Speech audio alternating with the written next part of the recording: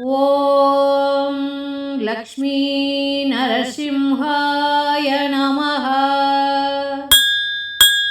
श्री नृसिंहस्तुतिः शुक्राचार्यकृतं।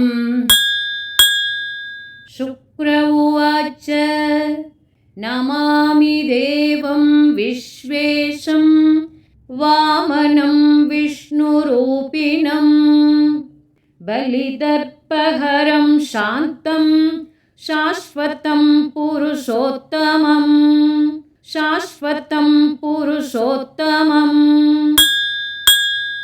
धीरं सूरं महादेवं शङ्खचक्रगदाधरं विशुद्धं ज्ञानसम्पन्नं नमामि हरिमच्युतं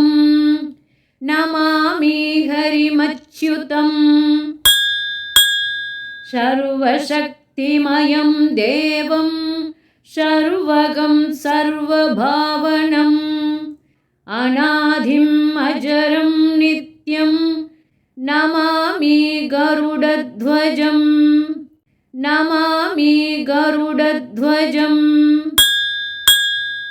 सुरासुरैर्भक्तिमद्भिस्तुतो नारायणः सदा पूजितं स ऋषिकेशं तं नमामि जगद्गुरुम् हृदि संकल्प्य यद्रूपं ध्यायन्ति यतयः सदा ज्योतिरूपमनौपम्यं नरसिंहं नमाम्यहम्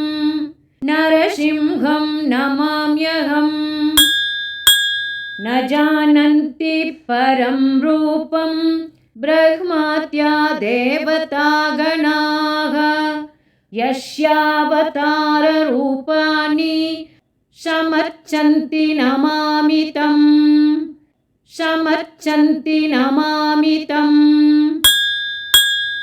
एतत् समस्तं येनादौ सृष्टं दुष्टवदात् पुनः त्रातं यत्र जगल्लीनं तं नमामि जनार्दनम्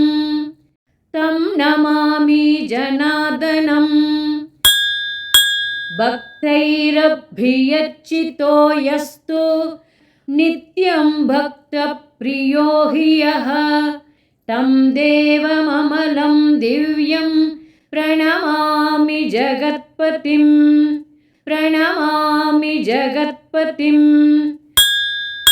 दुर्लभं चाभिभक्तानां यप्रयच्छति तोषितः तं सर्वसाक्षिणं विष्णुं प्रणमामि सनातनम्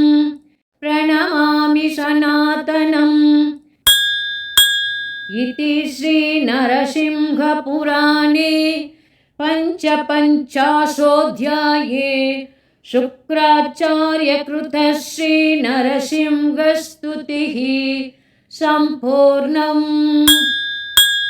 ॐ लक्ष्मी नरसिंहाय நமः.